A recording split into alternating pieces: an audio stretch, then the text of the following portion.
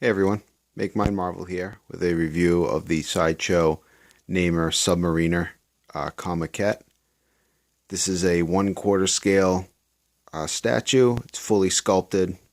The edition size is 500, and this is the regular edition. The exclusive comes with switch out hands, or maybe it's switch out arms, but he's holding a trident, and I'm not I don't have the exclusive. I don't know exactly where the switch out parts are, if they're at the wrists or the arms. But if anybody does, and they could let me know in the comments, I'd appreciate it. This was made in 2009.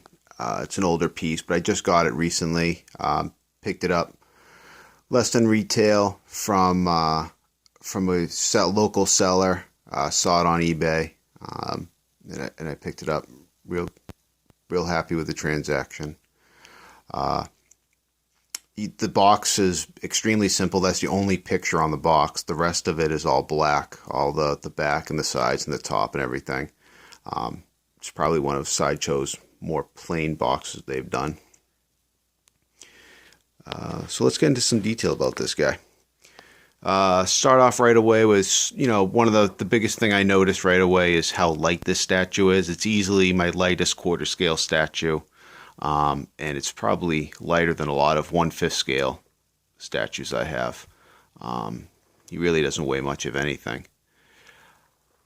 There's a few goods, few bads with this statue. This is, it's a nice representation of Namor, but, and even though there's a low edition size on it, and it's an older Sideshow piece, it doesn't really command a whole lot of money. You can get this thing for less than retail, which I did. And it's not really that sought after. I don't know if it's just because of the statue itself, or if the character is just not that popular. Alright, so I want to talk about the best part about this statue, which in my opinion is the paint application. The paints on this statue are really well done. Everything's painted perfectly. There's nothing out of place. No paint runs or anything like that. The shadowing on the body is done really well. You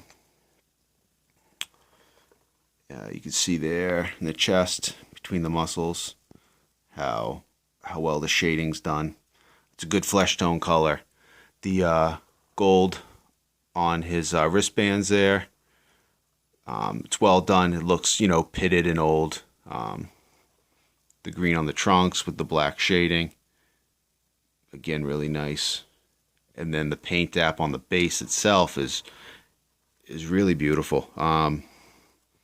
It's supposed to be obviously a seafloor, with some seaweed coming out, and for the paint colors and choices they used, I think they really nailed it. I think it looks real well. Nicely executed. Okay, and now, so kind of moving on to the sculpt itself. The sculpt is, I get some mixed feelings on it, because there's some parts of the sculpt of the statue that's done really, really well, and then there's other parts that aren't done so well. And it's almost like two ends of the spectrum, where it's not, it's not just like, oh, they missed a little something, or the sculpt could have been a little bit better. The sculpt could have been a lot better in some places. So the most noticeable place where the sculpt could have been a lot better is the arms and the shoulders there. Obviously when this thing's molded up, the arms are separate, and Sideshow glues them into place. But you can still see the seam, even though the statue's a couple of pieces. So the base is one piece, the whole statue of Namor is one piece, and then the 4 bits of seaweed all just fit in with little pegs. So the arms don't come off, even though they kind of look like they're seamed, and they would. Again, up there too, right underneath the shoulder and the bicep. Yeah, you can see the seam. Well, yeah, you can see the seam. So it's pretty noticeable there. So not sure why they did that. And as I was saying with the exclusive, I don't know if when you get the exclusive statue, if the entire arm comes out and there's a magnet that goes in, on both arms, and that's why the seam's there, or if there's hands attached to the trident, and the hands, you know, are magnets that somehow either slip into the bracelet here or back here into the forearm. I don't know how the exclusives put together, but they could have definitely fixed that up. The other part of the sculpt, sorry about that is pretty poor too. There you go. That's a good shot of it right there. Let me see if I can get that shadow out of the way. Is where the wings attach to his feet. You can see there's like a little, you know, they're glued in. They're sculpted separately, and they're kind of glued into place. But it's not, you know, it's not seamless. They could have smoothed that out into the ankle, and it's like that on, you know, on pretty much on all of them. You can see where the seam is, so they could have smoothed that out, and better fit and finish to it. Same thing on that foot there. So you can see how it could have been better that way. But then, you know, you see the rest of the sculpt, and the body's done really well. The rest of the musculature. I think the seat bed's done really well. There's a lot of detail to it. You can see all the way they've kind of sculpted all the seabed and all this rock and everything. The seashells, the few seashells that are on the base are done real well.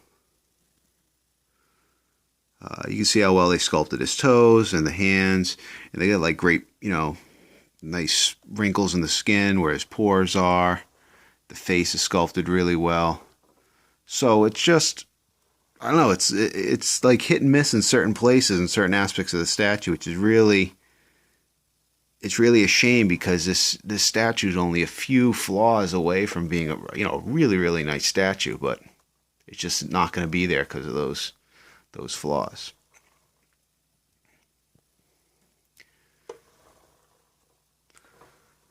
All right. So overall, I do like the statue. You know, I'm not saying this is a must-have for your collection. If you're, you know, a Namor fan or an X-Men fan, him being a mutant, you know, either way, whatever. If you're a fan of Marvel stuff and you might want it in your collection, yeah, great, go out and get it. You won't be disappointed with it. But do you need to have this in your collection for your Marvel collection to be complete? No. You know, I'm sure other companies going to make a Namor. I know XM's got one coming out, which looks okay. I'm not a fan of the costume, and I think XM's bases are ridiculous, where they're just so huge. I think he's like riding a whale or a shark or a dolphin or something in their statue, but whatever. Another thing that could have been done better is the statue sits down as far as it can in the base, but there's still a tiniest little bit of a gap between the feet and where the base sits. Also, you can see behind that foot, the peg is noticeable. That is how it's supposed to be. All the statues are like that. When you display it, you know, from the angles that you display it at, yeah, you can't see it at all. All right, I'm going to pause it, show it to you with a comparative view next to some other quarter scale statues, and we'll wrap this up. Okay, so there's a shot with Namor and some other quarter scale statues next to him. Yeah, he's on the same level as the Silver Surfer comiquette is, because he's crouched over. You know, you can see the height difference, Hulk and everything. You know, full quarter scale size, but because he's crouched over, he's a little short. But on the other side to that, since he's kind of leaning over like that, that base does take up a lot of real estate. You can see kind of, you know, it's about the size of the Hulk premium format base as far as how wide and deep it is. So it's a good size base, and it does take up a good amount of room in a display. So it could be another reason why you might want to hold off on getting this in your collection if display space is at a premium. All right, guys. Thanks for watching. Have a great day.